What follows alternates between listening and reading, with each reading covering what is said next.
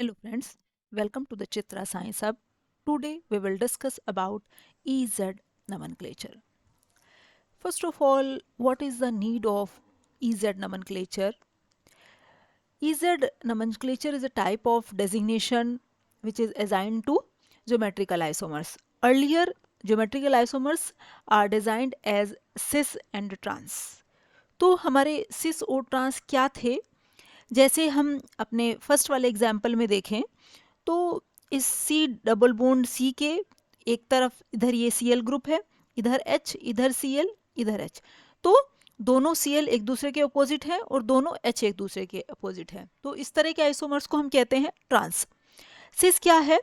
हम C double bond C के along यदि देखें तो दोनों Cl ग्रुप एक तरफ है और दोनों हाइड्रोजन एक तरफ है, तो ये है हमारा सिस। तो यदि दो एक जैसे ग्रुप डबल बॉन्ड के एक ही तरफ है तो उसे हमने कहा सिस, और यदि वो डबल बॉन्ड के ऑपोजिट तरफ है इसे हमने कहा ट्रांस। ये तो बात हो गई जब हमारे दो सब्स्टिट्यूएंट एक तरह के हैं, दो एक तरह के हैं। लेकिन जैसे हम अपने सेकंड एग्जाम्पल में देख रहे हैं जहां हमारे चारों सब्स्टिट्यूएंट अलग अलग हैं, ये ब्रोमीन, ये क्लोरीन, ये हाइड्रोजन और ये फ्लोरीन, तो इस तरह के आइसोमर्स को हम सिस और ट्रांस डेजिग्नेशन नहीं दे सकते। इसके लिए हमें ई और जेड की ज़रूरत पड़ी है। अब ये हम ई और जेड नमनक्लेचर किसे असाइन करते हैं, इसके रिगार्डिंग केहन, इनगोल्ड और प्रीलोग ने एक सीक्वेंस रूल दिया जिसे CIP रूल कहते हैं। इस रूल के अकॉर्डिंग क्या है, जो सिंबल हम Z किसे असाइन करते हैं उस आइसोमर को करते हैं जिसमें जो हमारे एटम्स और ग्रुप हायर प्रायोरिटी के यदि डबल बॉन्ड के ऑपोजिट तरफ होते हैं तो उसे हमने कहा Z। जो सिंबल Z है वो कहाँ से आया? एक जर्मन वर्ड जूसमेन से आया। जूसमेन का जो मीनिंग होता है वो होता है टुगेदर। अब जो सिंबल ई है वो हम किसे असाइन करते हैं? वो हम उस आइसोमर को असाइन करते हैं जिसमें हमारे हायर प्रायोरिटी के ग्रुप डबल बॉन्ड के एक ही तरफ होते हैं। और जो सिंबल ई है ये कहाँ से आया? जर्मन के एक वर्ड एंटीजन से आया जिसका मीनिंग होता है ओपोजिट। अब हम बात करें कि ये प्रायोरिटी क्या है, कि जो हमारे सेम ग्रुप जो है यदि डबल बॉन्ड के हायर प्रायोरिटी के ग्रुप यदि डबल बॉन्ड के एक ही तरफ है तो हमारा Z है और दो तरफ है तो E है। अब ये प्रायोरिटी कैसे हम असाइन करते हैं? प्रायोरिटी हम असाइन करते हैं on the basis of atomic number. जैसे हम एग्जाम्पल में देख रहे हैं, इसमें हमने 4 सब्स्टिट्यूएंट लिए हुए हैं, इन सब में आयोडीन का एटॉमिक नंबर सबसे ज़्यादा है तो इसमें हमने आयोडीन को फर्स्ट प्रायोरिटी दी, फिर ब्रोमीन, फिर क्लोरीन, फिर हाइड्रोजन। अब यदि हम इस वाले एग्जाम्पल में देखें तो इस सी डबल बॉन्ड सी के अलोंग 4 सब्स्टिट्यूएंट लगे हुए हैं, ये Br, ये Cl, ये H, ये F। अब हम यदि फर्स्ट वाले कार्बन एटम के साथ देखें तो दो सब्स्टिट्यूएंट लगे हैं, एक ब्रोमीन एक फ्लोरीन, तो इनमें ब्रोमीन का एटॉमिक नंबर फ्लोरीन के कंपैरिजन में ज़्यादा है, इसलिए हम फर्स्ट प्रायोरिटी देंगे ब्रोमीन को। इसी तरह हम सेकंड वाले कार्बन पे देखें तो इस पे भी दो सब्स्टिट्यूएंट लगे हैं, एक Cl एक H, तो इनमें आपका क्लोरीन का एटॉमिक नंबर हाइड्रोजन के कंपैरिजन में ज़्यादा है, तो दो हाई प्रायोरिटी के ग्रुप डबल बॉन्ड के एक ही तरफ आ गए। इस तरह के स्ट्रक्चर को हमने क्या कहा? Z। अब हम सेकंड वाले एग्जाम्पल में देखें तो इसमें हमारे फर्स्ट वाले कार्बन एटम पे दो ग्रुप अटैच है, ये ब्रोमीन और ये फ्लोरीन, तो ब्रोमीन का एटॉमिक नंबर फ्लोरीन के कंपैरिजन में ज़्यादा होता है। दूसरे वाले कार्बन पे देखें तो एक क्लोरीन है एक हाइड्रोजन है, तो क्लोरीन का एटॉमिक नंबर हाइड्रोजन के कंपैरिजन में ज़्यादा है। तो इस वाले एग्जाम्पल में दो हायर प्रायोरिटी के ग्रुप हमारे डबल बॉन्ड के दो तरफ हो गए, तो इसलिए हमने इसे नाम दिया ई। ये हमारे इस वाले एग्जाम्पल में हमने डिस्कस किया था अभी कि ये हमारा एग्जाम्पल है।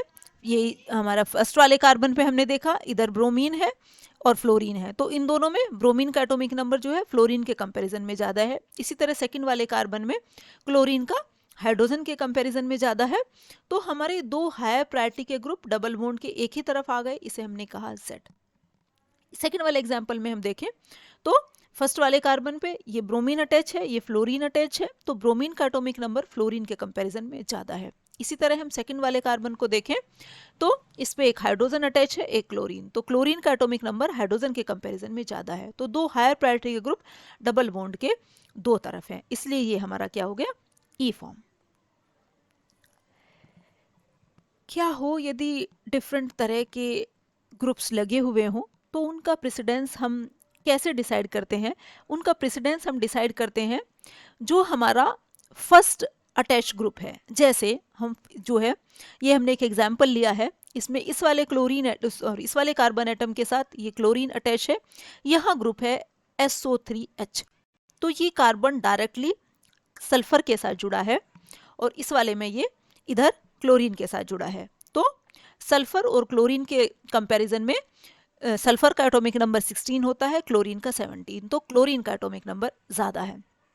सेकंड वाले कार्बन पे देखें तो इधर ये OH ग्रुप जुड़ा हुआ है, तो ये कार्बन के साथ O के साथ ऑक्सीजन एटम के साथ जुड़ा है, और इस वाले केस में COH में ये कार्बन एटम के साथ जुड़ा हुआ है COH ग्रुप में। तो ऑक्सीजन का एटॉमिक नंबर कार्बन के कंपैरिजन में ज़्यादा है, इसलिए हम OH को फर्स्ट प्रायोरिटी देंगे, कार्बन को सेकंड। इसी तरह से इसे Cl को फर्स्ट और SO3H को सेकंड। तो ये होता है हमारा दो higher priority group double bond के एक ही तरफ हो गए, इसे हमने कहा Z फॉर्म। थर्ड रूल क्या है कि यदि हम पहले एटम या ग्रुप से हम यदि प्रायोरिटी असाइन नहीं कर पा रहे तो हम उससे नेक्स्ट वाले को कंसिडर कर लेते हैं। जैसे हम इस वाले एग्जांपल में देखें तो इस क्लोरीन के साथ डायरेक्टली अटैच्ड दोनों कार्बन एटम है। अब हम दोनों कार्बन एटम से हम प्रायोरिटी असाइन नहीं कर सकते, किसे 1 दें किसे 2 दें, तो हम उससे नेक्स्ट एटम को देख लेंगे।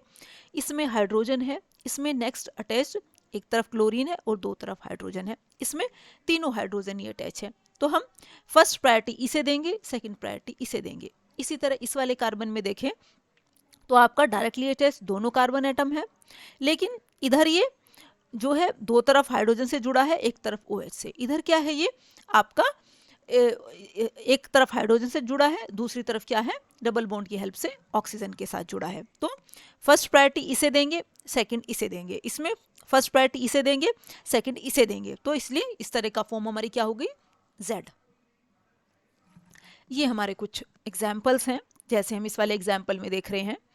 तो ये इस वाले कार्बन एटम और इस वाले कार्बन एटम के अलोंग हमारा डबल बॉन्ड है, इधर Cl ग्रुप जुड़ा है, इधर C2H5 ग्रुप जुड़ा है। इसी तरह इस वाले कार्बन पे इधर ब्रोमीन अटैच है, इधर हाइड्रोजन अटैच है। तो इस वाले कार्बन एटम पे हम देखें तो ब्रोमीन का एटॉमिक नंबर हाइड्रोजन के कंपैरिजन में ज़्यादा है, तो फर्स्ट प्रायोरिटी हम देंगे ब्रोमीन को, सेकंड प्रायोरिटी देंगे हाइड्रोजन को। इसी तरह इस वाले कार्बन पे देखें तो हम फर्स्ट प्रायोरिटी क्लोरीन को देंगे, सेकंड प्रायोरिटी देंगे इथाइल ग्रुप को। तो फर्स्ट वाले हमारे एक तरफ है और 2 वाले एक तरफ है, इसलिए हमने इस वाले फॉर्म को कहा Z।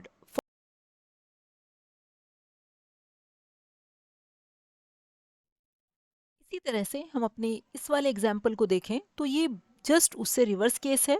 इसमें यदि हम देखें इस वाले कार्बन एटम के साथ अटैच्ड इधर Cl ग्रुप है, क्लोराइड ग्रुप है, और इधर क्या है, इथाइल ग्रुप है। इसी तरह से इस वाले कार्बन एटम के इधर Br है, इधर हाइड्रोजन है, तो फर्स्ट प्रायोरिटी ब्रोमीन को, सेकंड प्रायोरिटी हाइड्रोजन को। इसी तरह इस वाले में फर्स्ट प्रायोरिटी Cl को और सेकंड प्रायोरिटी इथाइल ग्रुप को। तो दोनों हायर प्रायोरिटी के ग्रुप डबल बॉन्ड के ऑपोजिट तरफ है, इसलिए नाम दिया E। इसी तरह से हम सेकंड वाले एग्जाम्पल में देखें तो इस वाले कार्बन एटम से अटैच्ड दोनों तरफ कार्बन एटम है, लेकिन इधर जो है मिथाइल ग्रुप है और इधर इथाइल ग्रुप है, तो इथाइल को फर्स्ट प्रायोरिटी, मिथाइल को सेकंड प्रायोरिटी। इसी तरह इस वाले कार्बन में इधर Cl और इधर इथाइल ग्रुप, तो क्लोरीन को फर्स्ट प्रायोरिटी और इथाइल ग्रुप को सेकंड। तो दोनों हायर प्रायोरिटी के ग्रुप डबल बॉन्ड के दो तरफ है, इसलिए नाम हुआ E। इसी तरह हम थर्ड स्ट्रक्चर में देखें तो इसमें इस वाले कार्बन और इस वाले कार्बन एटम के अलोंग डबल बॉन्ड है, इधर Cl ग्रुप अटैच है, इधर प्रोपाइल ग्रुप अटैच है, एक कार्बन, दो कार्बन, तीन कार्बन, प्रोपाइल ग्रुप अटैच है। इसी तरह से इस वाले कार्बन में एक कार्बन, दो कार्बन, इधर इथाइल ग्रुप, इधर क्या है आपका आइसोप्रोपाइल ग्रुप, तो आइसोप्रोपाइल ग्रुप को फर्स्ट प्रायोरिटी, इथाइल ग्रुप को सेकंड। इसी तरह Cl को 1 और प्रोपाइल ग्रुप को सेकंड। तो आपके दोनों हायर प्रायोरिटी के ग्रुप डबल बॉन्ड के ऑपोजिट साइड आ गए, इसलिए आपका डेजिग्नेशन हो गया A। This is all about EZ nomenclature. Thank you.